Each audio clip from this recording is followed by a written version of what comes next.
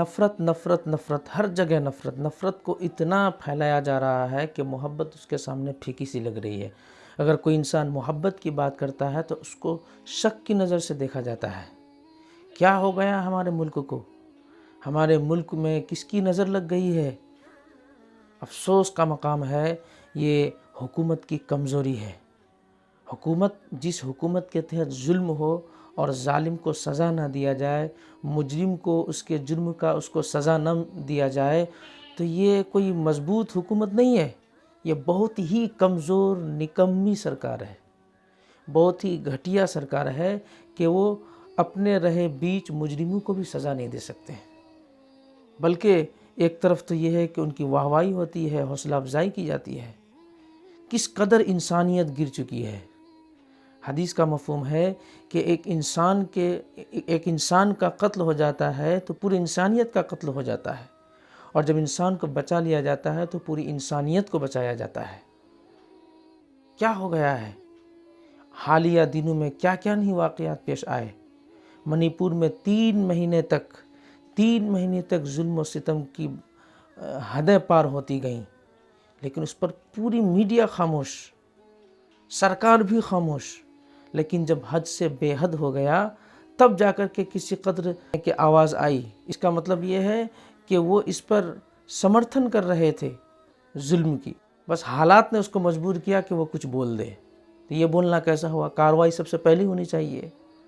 पिछले दिनों में मेवात नूह के इलाके में 200 लोगों की भीड़ जाकर के एक मस्जिद में आग लगा देते हैं, वहाँ के इमाम साहब को बेदर्दी से कत्ल कर देते हैं। क्या जुर्म है उनका?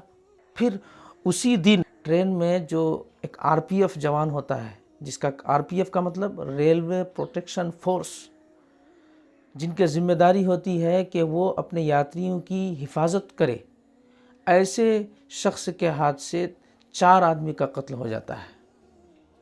बड़ी चिंताजनक बात है। क्यों ऐसा हो रहा है? हिंदू मुस्लिम की राजनीति इस कदर देश को नुकसान पहुंचाया कि मत कहिए। आखिर ऐसा क्यों हो रहा है? ये सब जुर्म इतना बढ़ जाना, एक तो यही सबब है कि मुजरिम को सज़ा नहीं दिया जाता, मुजरिम के ख़िलाफ़ आवाज़ बुलंद नहीं किया जाता। मीडिया की जो जिम्मेदारी है वो अपनी ज़िम्मेदारी को पूरा नहीं कर रहे हैं। लेकिन गिने चुने कुछ लोग अगर सोशल मीडिया में इस सब के बारे में बात उठाते हैं तो आप देखेंगे ऐसे वीडियोस के सामने कमेंट करने वाले कुछ लोग आते हैं, ख़ास किस्म का सिर्फ नारा देते हैं। मुझे समझ में नहीं आता है कि उनके नारा देने का कोई महल और मौका है भी नहीं। क्या वो बैतुल खला और इस्तिंजा करते वक्त भी वही नारा देंगे? क्या वो इंसान को कत्ल करने के वक्त भी वही नारा देंगे? ये कैसा धर्म है? यकीनन ऐसे लोग अपने धर्म की इल्म से बिल्कुल कोर हैं, अंधे हैं। उनको अपने धर्म के बारे में कुछ भी पता नहीं है।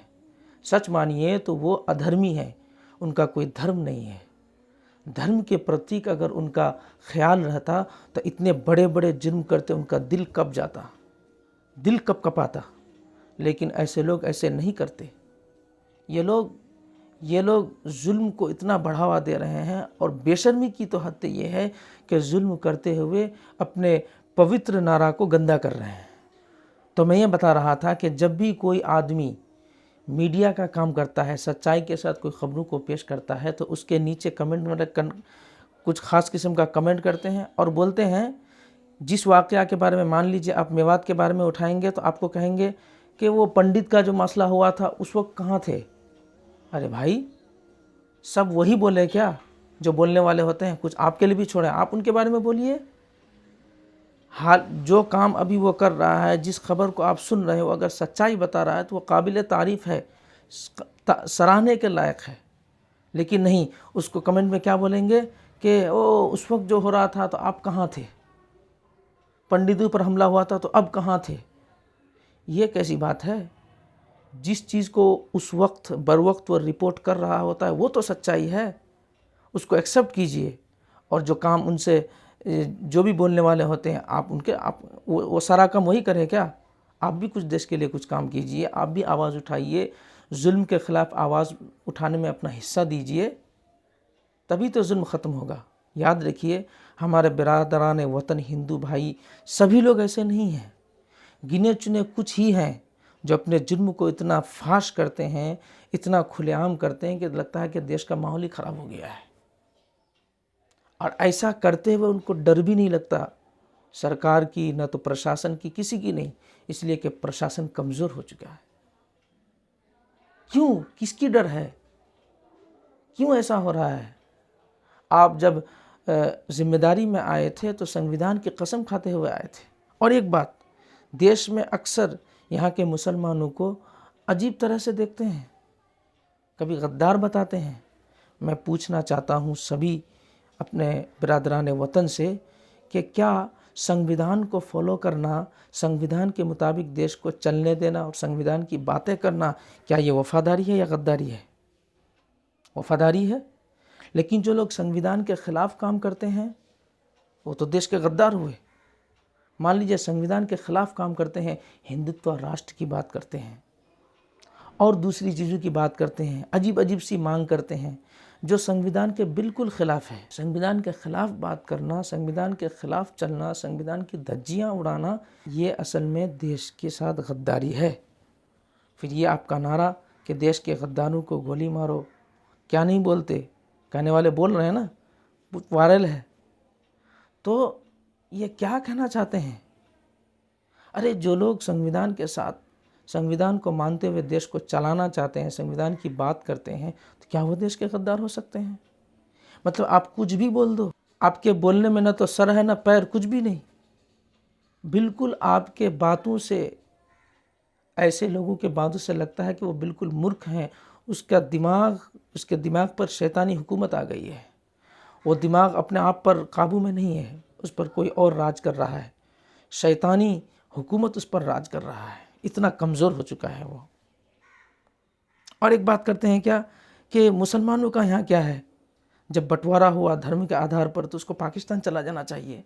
अरे भाई, आपको पता नहीं है कि यहाँ मुसलमानों ने 700 साल से ज़्यादा मुद्दत तक हुकूमत की, फिर अंग्रेज़ आया 200 साल तक हुकूमत की। उनको आज़ाद कराने में हिंदू, मुस्लिम, सिख, ईसाई सब भाई भाई मिलकर उनके देश को आज़ाद कराए।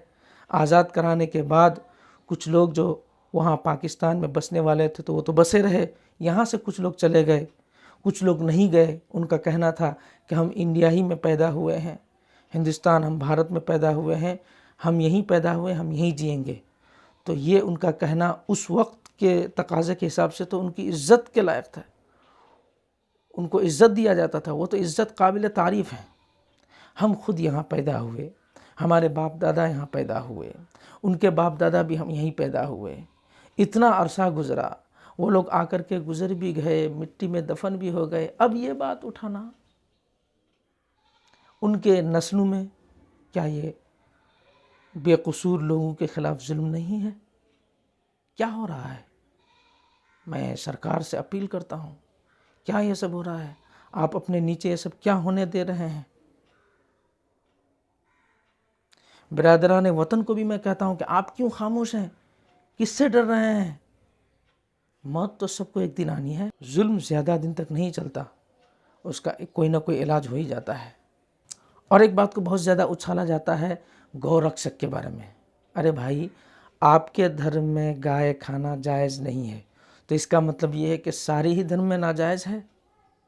जिस धर्म में नाजायज़, आपके धर्म में नाजायज़, आप मत खाइए, लेकिन जिन धर्मों में जायज़ है उनको तो आप रोक नहीं सकते।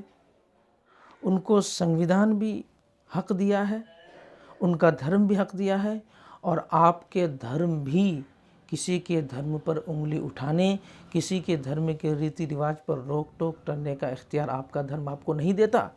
अगर आप कर रहे हैं तो ये अपनी मनमानी कर रहे हैं, जुल्मन कर रहे हैं, अन्याय कर रहे हैं। ये अन्याय कब तक? कब तक? ये नफ़रत पैदा करके मुल्क तरक्की नहीं कर पाएगा। ये दंगों में, ये सब जो इतने बड़े बड़े दंगे होते हैं, कितने लोगों की जानें चले जाती हैं। उन लोगों में कितने बहुत सारे टैलेंटेड लोग होते हैं जो देश के लिए एक वक्त तक फ़ायदा पहुंचा रहे होते हैं, बेचारे को यूं ही कत्ल कर दिया जाता है। और फिर ये कि जब दंगा हो जाता है तो ये क्या एक नियम आ गया है, बुलडोज़र। जबकि सुप्रीम कोर्ट के एक वकील ने कहा कि संविधान में कहीं भी जुर्म के ख़िलाफ़ बुलडोज़र चलाने का कोई प्रावधान नहीं है। तो ये बुलडोज़र क्यों? बुलडोज़र तो चलाना बिल्कुल गैर कानूनी है। ऐसे ऐसे सज़ा क्यों मुतय्यन किए जाते हैं? अरे भाई, एक घर में एक आदमी ने जुर्म किया है तो उस मुजरिम को सज़ा दीजिए, ना कि उस मुजरिम के पूरे घर को तोड़ करके उसके जो छोटे बच्चे हैं, भाई बहन हैं, उनका क्या कसूर है, उनको भी सज़ा दे देना। ये क्या मतलब, मुझे समझ में नहीं आता। बिल्कुल अकल से पैदल लोग नज़र आ रहे हैं। अल्लाह हिफाजत फरमाए। हमारा रब का काम ये है कि ये जो नफ़रत पैदा किया जा रहा है, इस नफ़रत का जवाब मोहब्बत से देना है।